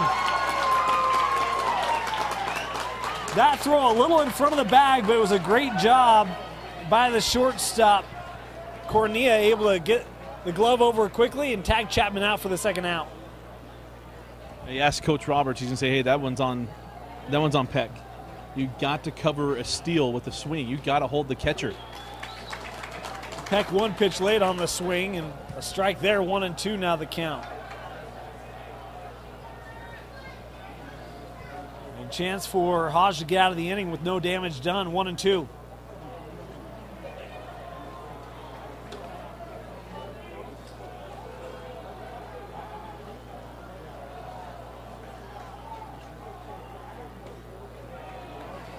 Two pitches trying to hit that outside portion. Both balls, and for the second time going from a 1-2 count to a full count here in this inning. Just unable to close them, and Skyridge not chasing. This pitch fouled back by Peck. Yeah, if you got hitters that are patient, they're seeing you well, it's frustrating because you can't get them to go up and out of the zone. And here for Peck, I mean, he's batting 9 because he can bridge to the top of the order. It's not because he's not a good hitter. Hodge the offering high, and Peck works his way back from 1-2 to a walk here with one out.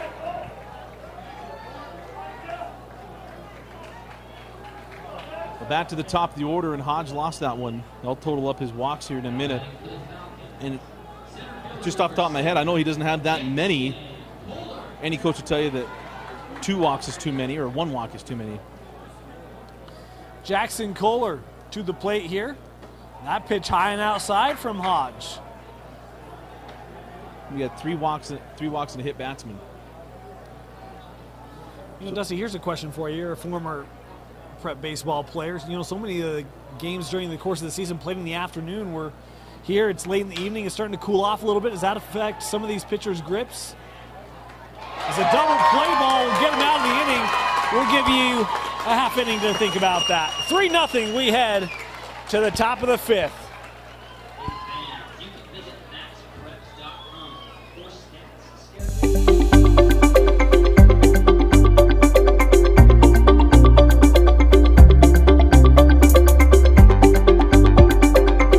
stats. My name is Roy Trawick. I'm an orthopedic surgeon at the Orthopedic Specialty Hospital.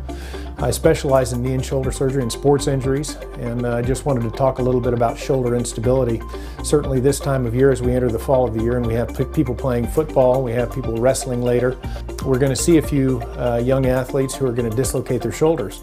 It's a pretty serious injury. I think the most important thing is if a shoulder dislocation does occur, it is very important to have that shoulder checked out with proper imaging by a qualified sports medicine specialist.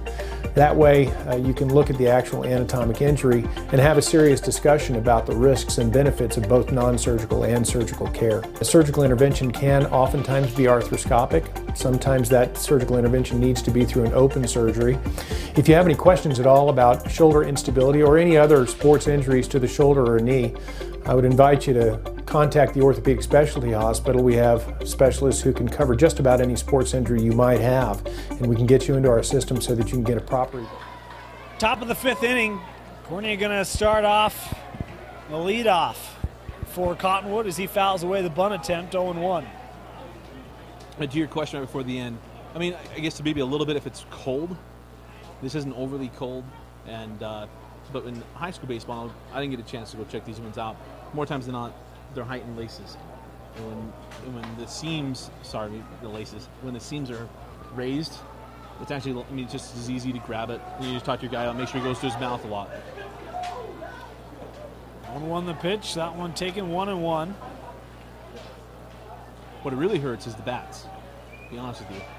When he gets cold, it's hard. I mean, hitting, especially when you're not hitting on the best part of the bat, in the sweet spot, the barrel of the bat, stings like the dickens, and it just makes the ball doesn't travel as well. And foul away by Cornea, 1-2 the count here.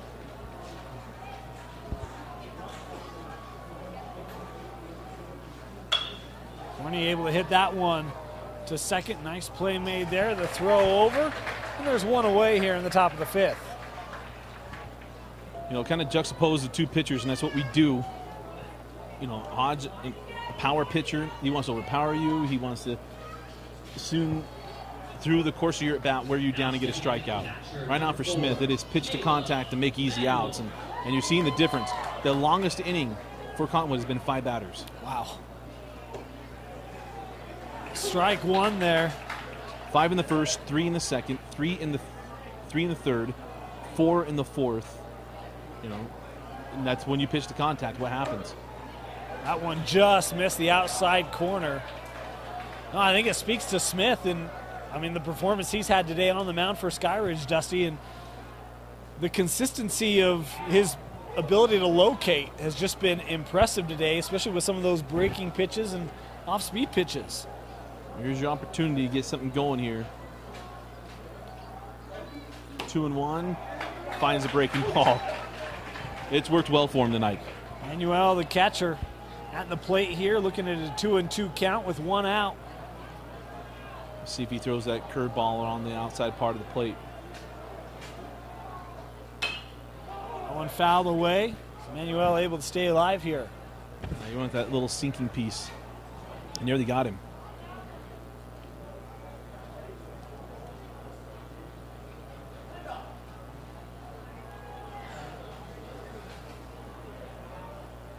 Manuel is just, you're not guessing here. Just trying to stay inside this baseball, take it the other way. Fouled away again. See, continues to stay alive here at this at-bat. You know, you don't want to be chasing, so you're urgent, but you're not pressing.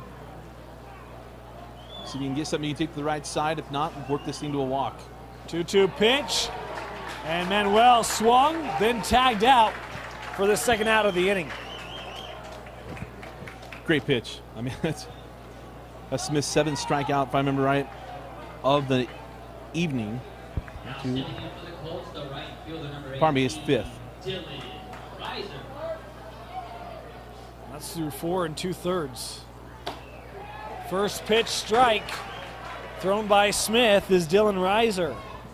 What's been impressive, and here's what tells you you've been living in the zone, of those 5, 4 of them are swinging. Only 1 call. Wow. They have not been able to figure out this pitcher from Skyridge. It's starting to frustrate the Cottonwood bats. That one hit foul by Reiser, and now he's looking at an 0-2 count.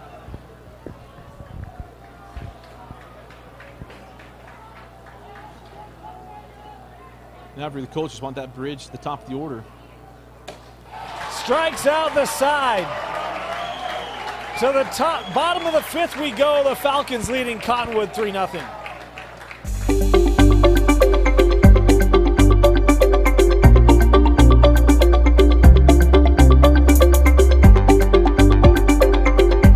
Hi, my name is Jared Dunn. I'm one of the sports medicine physicians here at Tosh and Murray. Today I want to talk to you a little bit about something called the MCL or Mcl Injuries. Pretty common injury in athletics, specifically among athletes who change direction, soccer players, football players. The MCL is a thick ligament on the inside part of the knee connecting the femur down to the tibia. An MCL injury, when people have that, they feel instability on their knee. Usually the knee doesn't swell up really big, except for in the inside part where the ligament has been strained. It's the type of injury that most of the time doesn't require having surgery. Usually we brace it up and people will heal themselves over time. If you feel like you've hurt your MCL or maybe another ligament, feel free to call us at Tosh. We'd be happy to figure out whether this is something that we can just take care of conservatively or maybe you've done something more. To make an appointment for a free injury assessment at Tosh, call 801-314-4040. Welcome back to Gatesfield, the 5A quarterfinals of the boys baseball state tournament. And it is Porter Hodge on the mound here for Cottonwood. Gave up the 3 runs in the bottom of the 3rd. The Falcons looking for more here in the bottom of the 5th. 6 combined hits, Dusty, through 4.5 innings. The pitchers and Smith for Skyridge continues to be stellar. He's now got 6 strikeouts. 6 strikeouts. I mean, you go through the book, and he's done a terrific job tonight. Only 3 runners left on base for Cottonwood. Brody College to lead off the inning. He sends one high into left center. And catch made in left field there by Luke.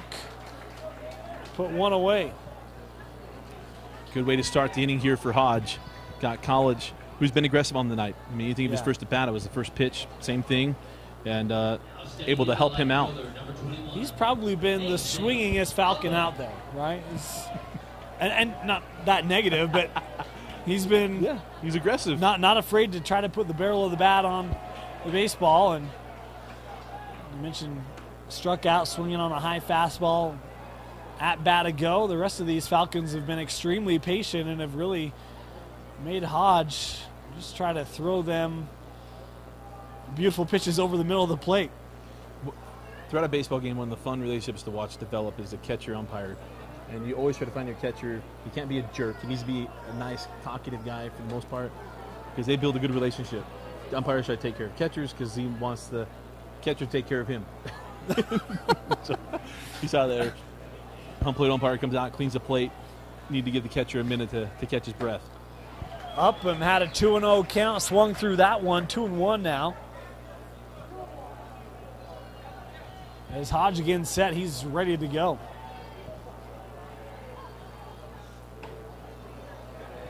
That one called a ball. That looked like a pretty good pitch, but we're certainly not square on the plate. 3-1, see if he's got the green light here. This pitch on the outside portion, strike 2, and the count now full. Yeah, I'll live with that. And right now, Coach Roberts told me, hey, inside and out, we got to be on top of it. Let's see if Hodge can overpower him here. Hits one into the gap in right. Played back in, Upham on first base here with 1 out. Great at bat from Upham. You know, for Hodge, sooner or later, he's just got to swing it. And you make a pretty decent pitch there, and Upham stayed inside of it and got the 1-out single. So now Driggs will re-enter. Because he was replaced as a pinch runner his last time up, now they re-enter him. He cannot be subbed again and come back. So once if you speed up for him or do anything else after this, he's done for the night. And Driggs, the designated hitter. Now stepping in number 32, Clayton Driggs. 1 out here. Upham takes his lead from first. That ball in for a strike on Driggs. Don't know if he liked that call, but I think that's an important call for Hodge to get in this game. Yes, absolutely. That location in particular is strike 2 here, taken by Driggs. Like many of these Falcons, Driggs, middle linebacker on the football team. The guy's got a taste of success. How about Nate Upham? Right now, down 0-2, he's going to have to battle. Driggs, this one just foul. Boy, that's inches away from maybe bringing Upham home. Papa Driggs just sitting to our left. He's not moving a lot.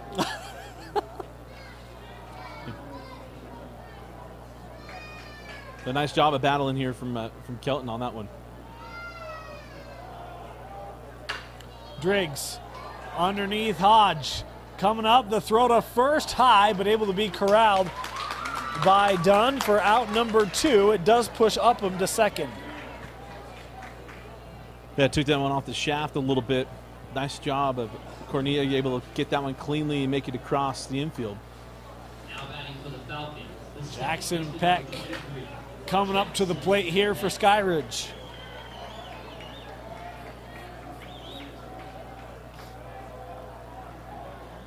Upham takes a lead from second here. That corralled by Manuel.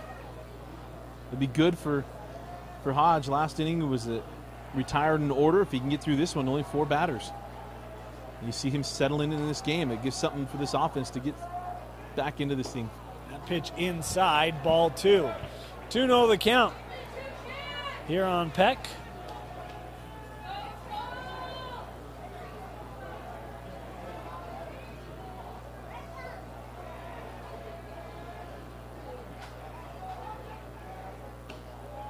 Pitch, ball 3.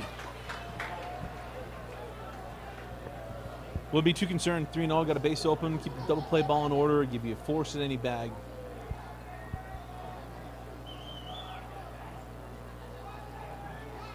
That pitch called strike.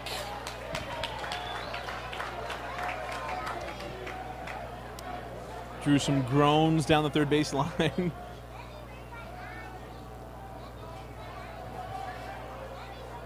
Peck dropped the bat. I wasn't quite sure if that was for a walk or not. They did send Upham. He ends up heading to third safely. So that'll put runners at the corner here with 2 outs.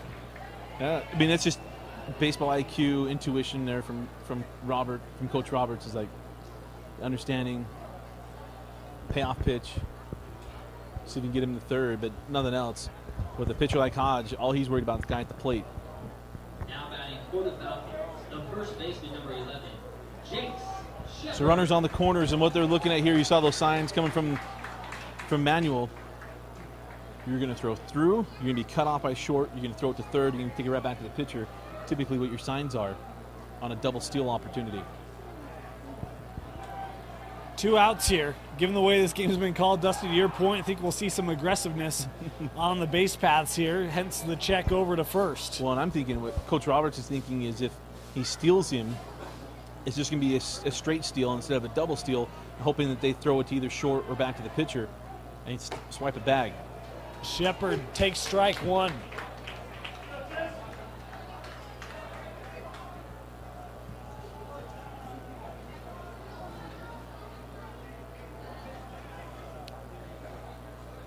Sheppard sacrifice fly his last time up.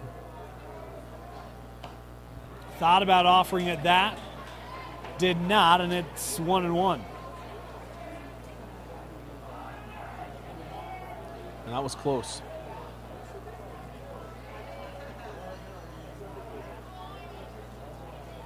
Roberts on deck for Skyridge here.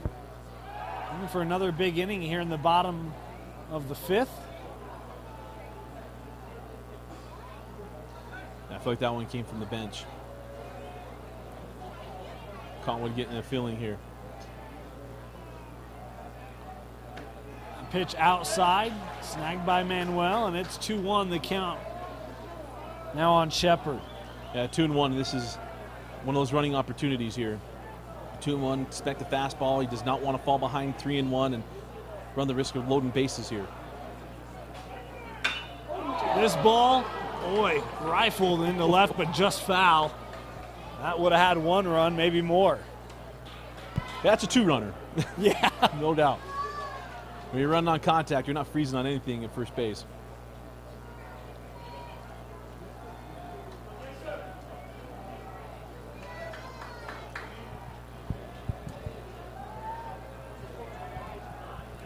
Two-two pitch outside.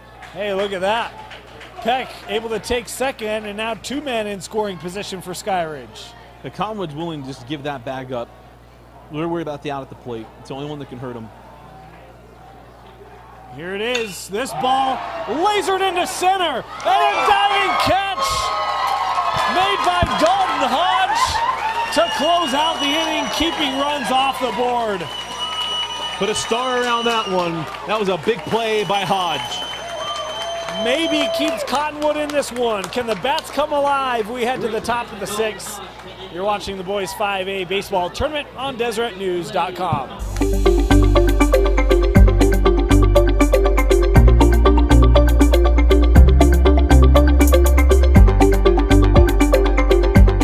My name is Dr. Ann Russo. I'm a clinical neuropsychologist working at the Tosh Sports Concussion Clinic.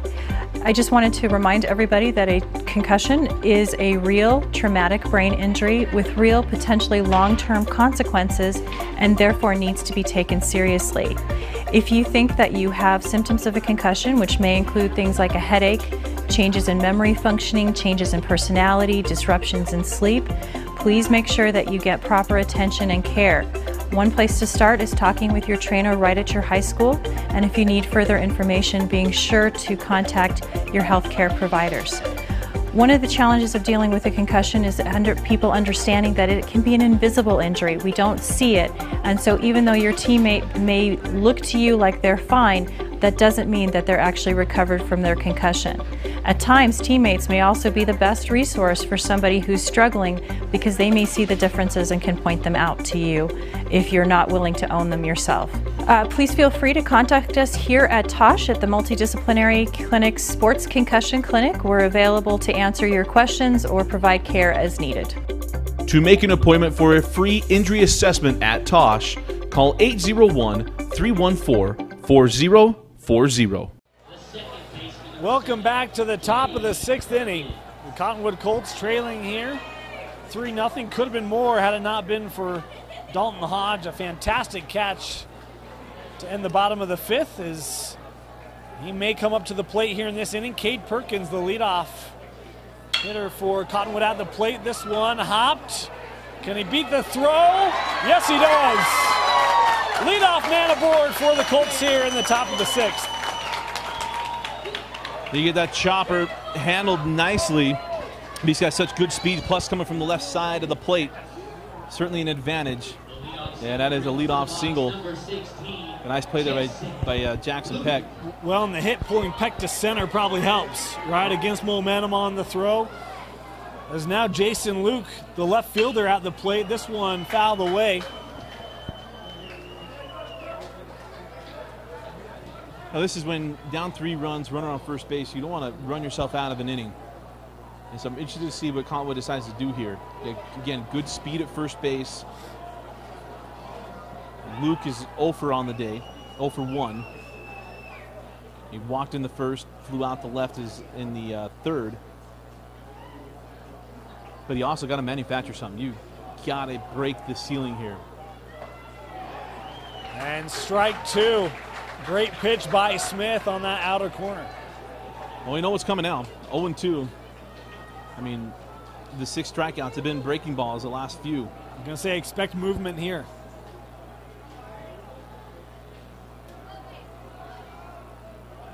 That one high and taken by Luke for the first ball of the at-bat. Now you still got another pitch to mess with if you're Smith. Obviously with Perkins at first base, you got to be smart.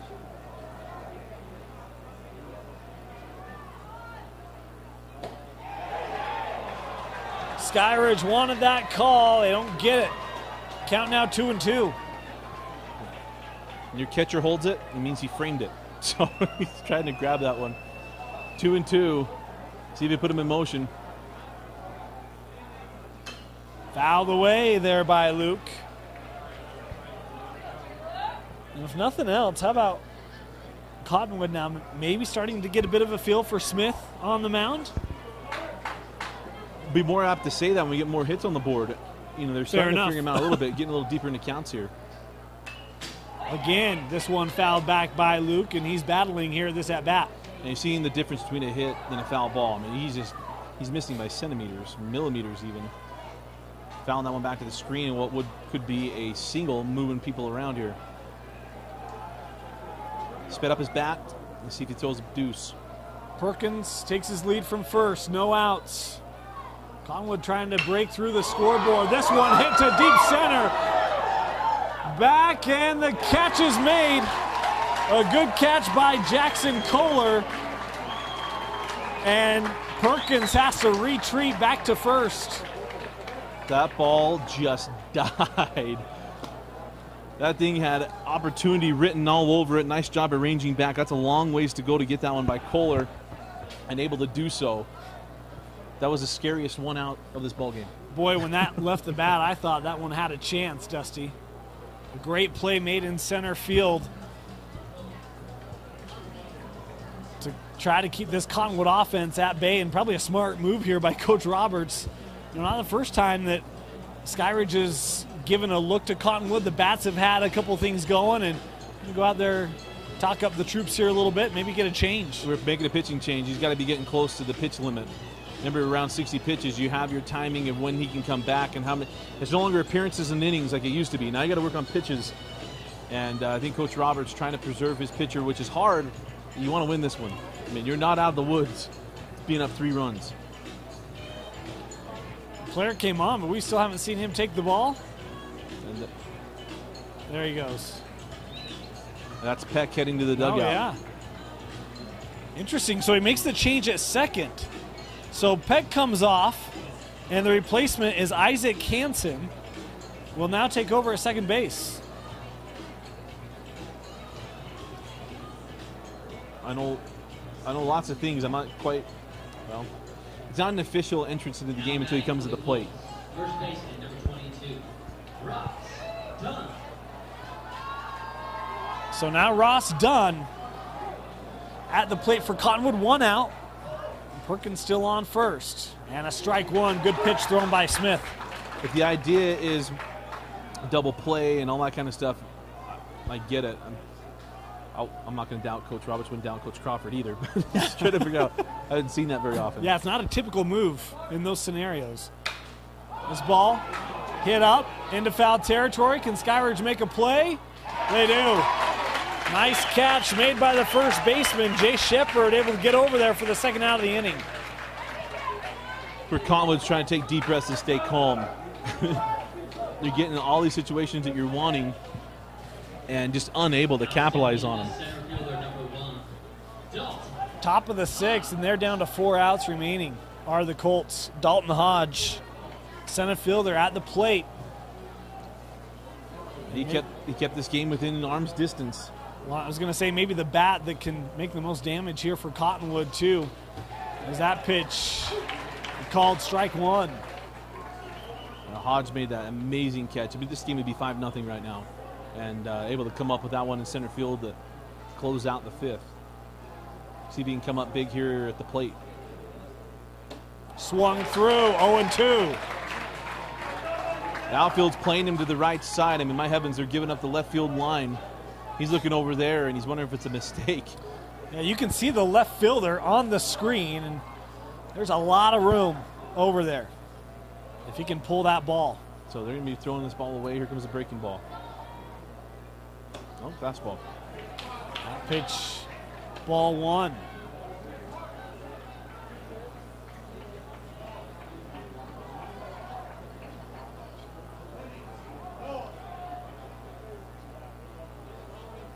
The offering from Smith. Hodge fouls it away.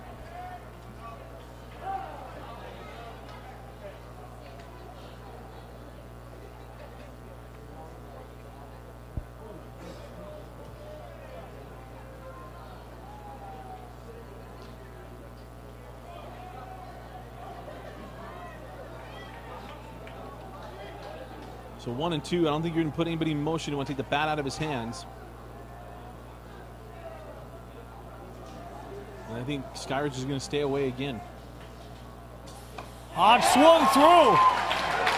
Could tell he was guessing a bit on that one. Dusty wasn't 100% committed.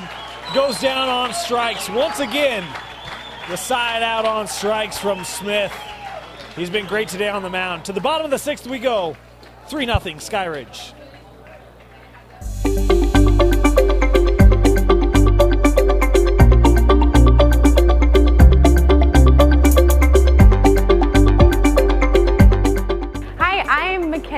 Evans, and I am an exercise specialist here at Tosh. I do a lot of our soccer program stuff, and today what we're going to break down is our kicking mechanics. So with our plant foot, that is the foot that we're stepping down on the ground with.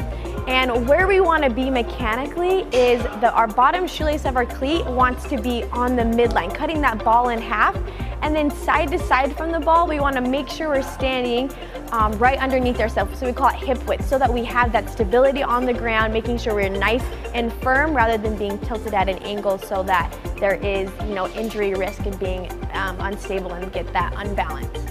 So for striking the ball, we want to make sure our ankle is locked down. We want to hit the inside of our laces. It's that inside part of our laces, and we want to make sure we hit just below the midline of the ball. I call it the mustache. If you kind of look at the face on the ball, that's where you want to hit the ball. All right, that's a wrap with our kicking mechanics. Again, I'm Mackenzie Evans. I'm here at Tosh. I'm an exercise specialist. If you have any more questions and you want more in depth with your kicking mechanics, or if you have any injuries, we can help you right here. To make an appointment for a free injury assessment at Tosh, call 801-314. Bottom of the sixth, and a pitching change on here for Cottonwood. Cam Perkins comes on the mound as Porter Hodges' day is complete. And this is a leadoff single for Kai Roberts. This ball hit into left field, and the leadoff man aboard for the Falcons. Great way to start the inning, and now allows Coach Roberts to do things he wants to do, which is continue to be aggressive and continue to put pressure on Cottonwood. But now you got to have a little bit of a book of what you're going to see from Perkins. Carter Smith will come to the plate. Just the fifth hit of the game for Skyridge. The 3-0 lead. Smith takes strike one. Hey, look at the day for Porter Hodge. 5 innings, 3 strikeouts, 4 walks, 4 hits. And you have 3 runs.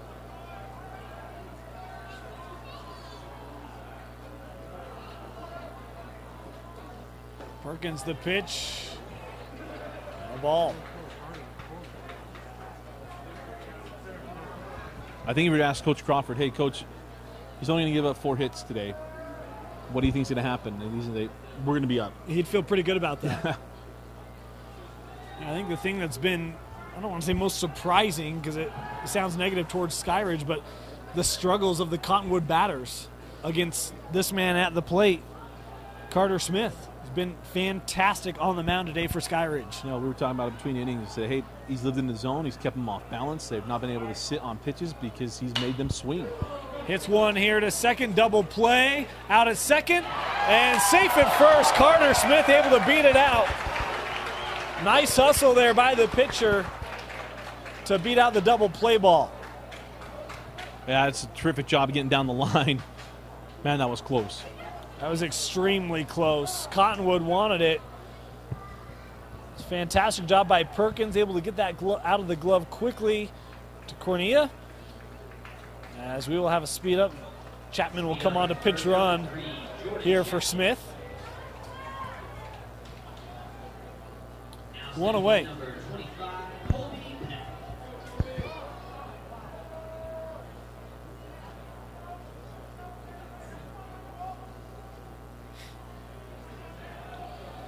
Stepping in the box, Colby Peck, the right fielder for Skyridge. As he fouls this one back, 0-1. You got to get ahead. A nice job by Perkins, get on top of the hitter.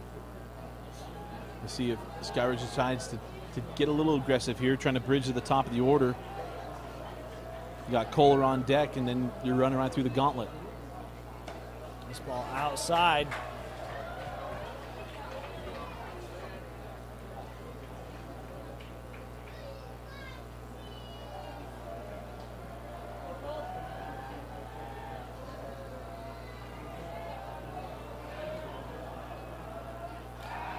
Perkins will throw back to first. He's trying to keep Smith through, or excuse me, it isn't Smith, it's Chapman. Yeah, trying to see if he's leaning, get any kind of indication here.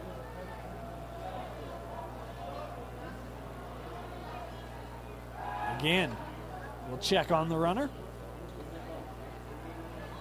Also, I mean, at least from my perspective, a lot of times you throw over because you're watching signs, see if you can pick up on any patterns.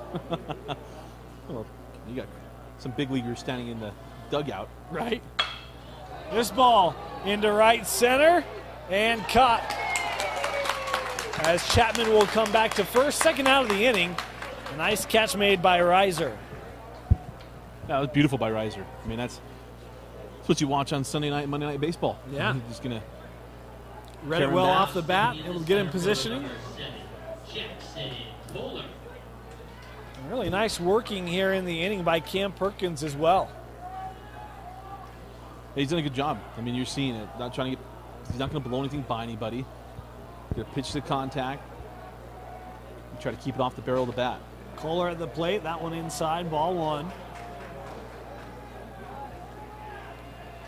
Important here for Cottonwood to get out of the inning. Trailing here by 3. The way they've struggled against Smith, they've got to keep this a 3-run deficit to head to the top of the 7th. That ball fouled back by Kohler. 1-1.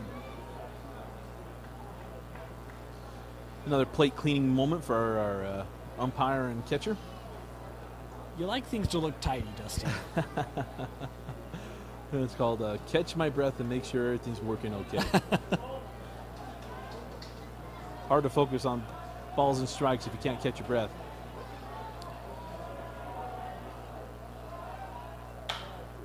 That ball fouled. And probably good there for Kohler that it was. Having a long throw for Gonzalez. But here you go, 1-2. Would have had a play at second as well. Yeah, you're not throwing that ball at second base. Okay. It's a short way if you're going toward it. Kohler fouls this one off to stay alive here. They completely shut you down. The only reason being you got one out to make. If you are late in that ball to second, which we saw earlier in this game when they try to go short way underhanded, yeah, you're just granting opportunities. We'll just tell Gonzalez here to throw overhand. I'm just teasing you. All right, 1-2. Kohler swung through, and Perkins strikes out the side. To the top of the 7th we go. Last opportunity for Cottonwood. They trail 3-0. You're watching the 5A Baseball Tournament on DeseretNews.com. 4040.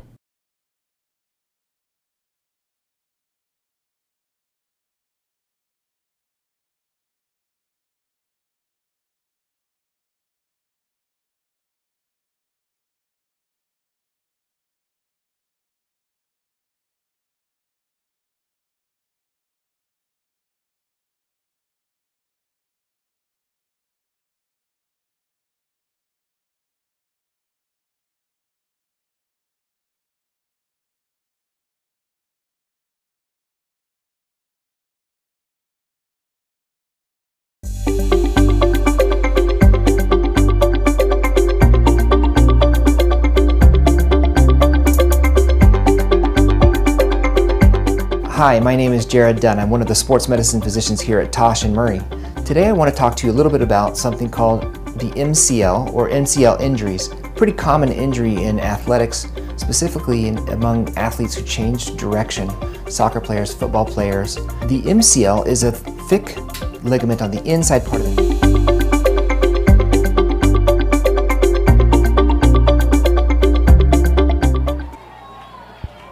Top of the 7th inning, and we're a little late. Our apologies for that. At the plate here is Gonzalez. Had ball one, then took a called strike, and Cottonwood didn't love that call. 1-1 here, the count on the third baseman. Gonzalez. This one chopped to third. The throw is able to be corralled. Nice job at first base by Sheppard, able to keep that foot on the bag as it was a little high. A little high because it had some steam on it. Leave a 2-foot hole on it coming out the backside if it hit you. Yeah, I mean, in fairness. Robley had a gun on that one. Yeah, and he had to. Gonzalez out of the box quickly. Able to throw him out at first. One away. And now at the plate is Cam Perkins. Came on to pitch for Hodge. In the bottom of the 6th. Did his job. Now Cottonwood would love for him to do a job here at the plate. Right, it's got to start somewhere. Got to get a guy on so you can start making some things happen. Seeing Cottonwood saying, why can't that happen with a runner on? As that ball got past Smith. Because it only happens to the Angels. That's why.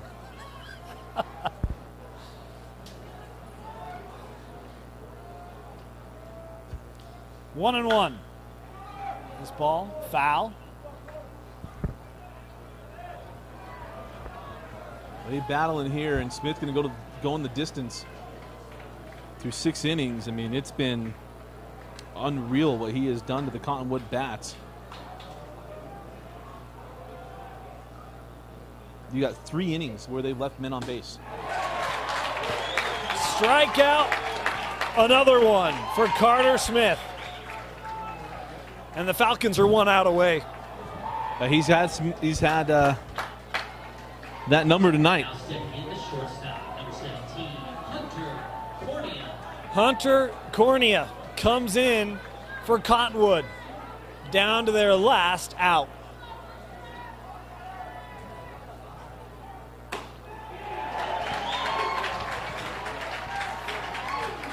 We'll just let the mitt do the talking. I mean, that sound, Dusty. Whew. Fastball, beautiful placement. That one low, 1-1. Yeah, drew some groans there, and you see Smith trying to finish this game as strong as he started it.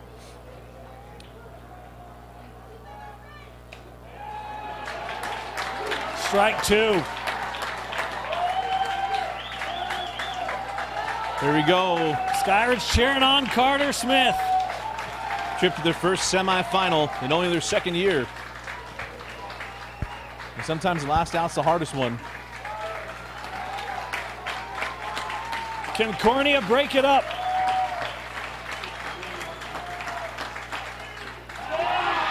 That ball fouled, foul away.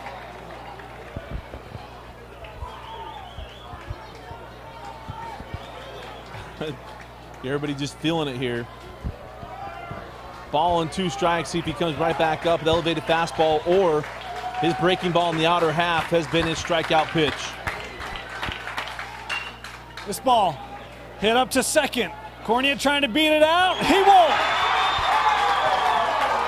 From Peck to Sheppard, like they've done all game long, but Carter Smith pitches the shutout. The Skyridge Falcons defeat Cottonwood 3-0 in advance to the 5A semifinal. Dusty, your final thoughts. Oh my heavens, there's only one thought, and that is that Carter Smith pitched an absolute gem tonight. The offense for Skyridge did just enough, 5 hits, but they were able to generate 3 runs by timely plays, did an outstanding job. But really, the story of this game is Carter Smith. A complete game shutout, giving up only 4 hits to high-powered Cottonwood Colts, and 8 strikeouts on the evening. That is the story of the night, and that is why I'm going to give Carter Smith the University Federal Credit Union Player of the Game.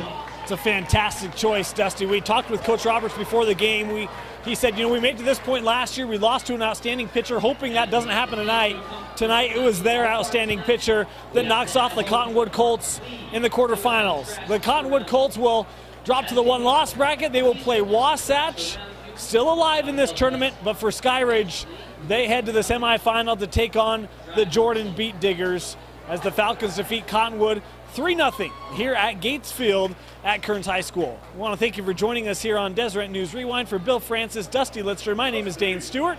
We'll see you later this week for the remainder of the 5A Baseball Championship Tournament presented on DeseretNews.com.